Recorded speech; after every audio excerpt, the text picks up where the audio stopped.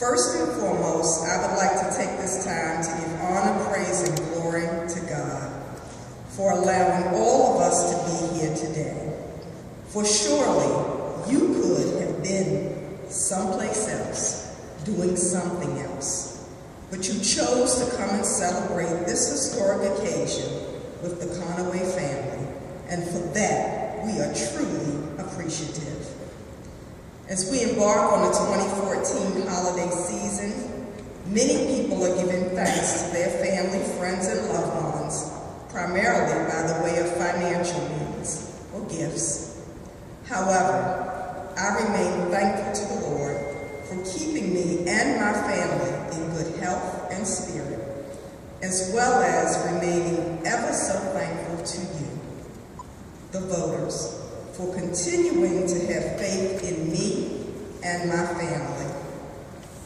As a lifelong educator, I have always had the innate drive to be responsive to the needs of people, making it my life's mission to be of service to those who truly need it.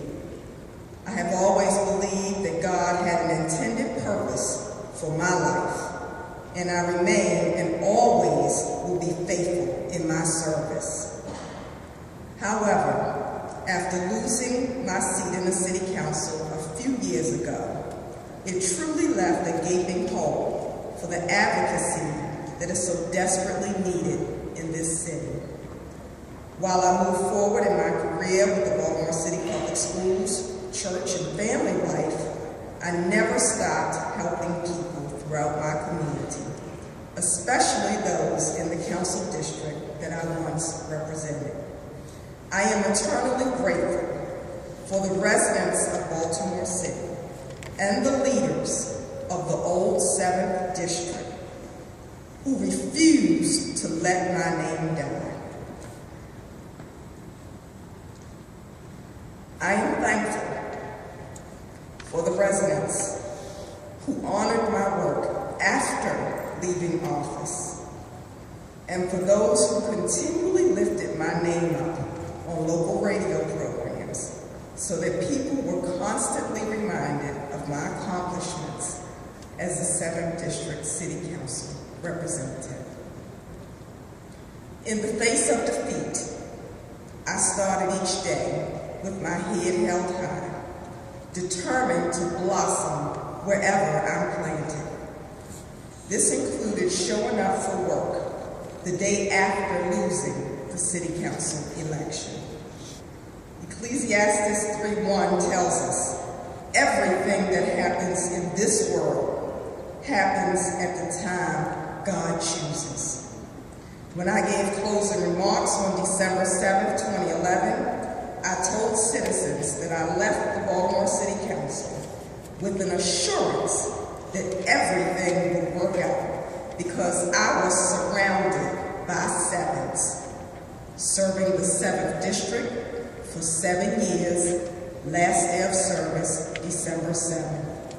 The number 7 is widely considered a blessed number for Christians and a lucky number for gamblers. On a day that some celebrated my defeat, I was encompassed by blessed assurance. And so I remain positive, knowing that when man planned for evil, God planned for good. At the time of my defeat, there was no inkling that the Register of Wills office would be an open seat in 2014. After 30 years of dedicated service, Mary Conaway decided to retire. But more importantly, she ran the Register of Wills office in such a way that I could make a bid for the seat. Publicly, I would like to thank her for such great service.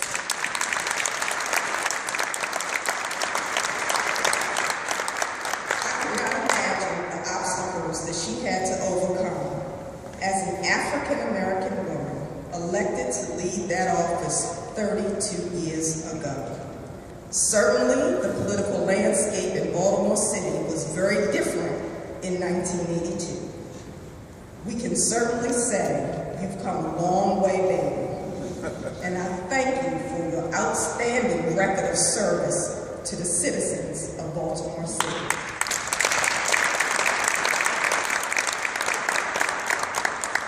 Today, before all the votes cast, counted, and certified, I now stand before you as a humble, thankful, and dedicated public servant, ready to serve the interests of the residents of Baltimore City once again.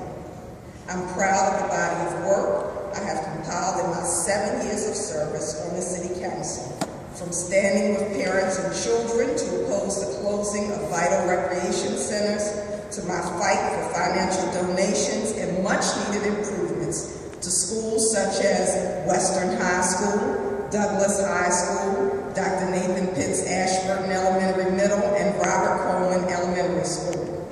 There was also work to get funding and donations to enhance programs like Winsball's Football League and Sandtown Bloomers. I was proud to oppose regressive tax increases like the bottle tax, while at the same time fighting to prevent the unnecessary seizure of homes from fiscally burdened constituents who could ill afford to lose their lifelong homes over a relatively small water bill. Gone are the days of standing up against special interests like Walmart while fighting legislatively for the improvement of life every day.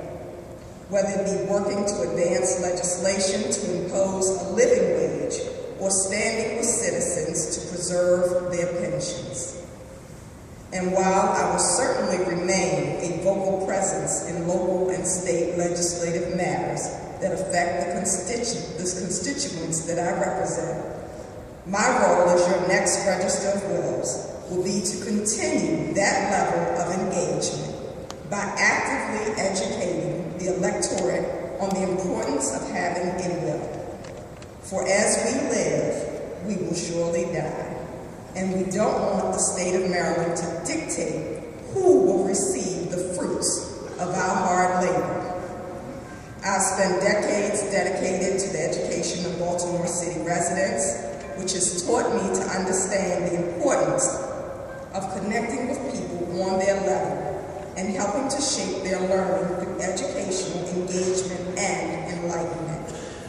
And so I stand before you today as your Register of Wills, honored and humbled by your continued faith in my leadership as an elected representative that you can count on to listen to your concerns and to be responsive to your needs and remain visible in your communities. The blessings and responsibilities that you have cast upon me is something that I do not take lightly, and one that I continue to hold sacred in the understanding that I work for you, not the other way around. Therefore, I will remain vigilant in the quest for a better Baltimore, understanding that the work is never done. God bless you, and thank you.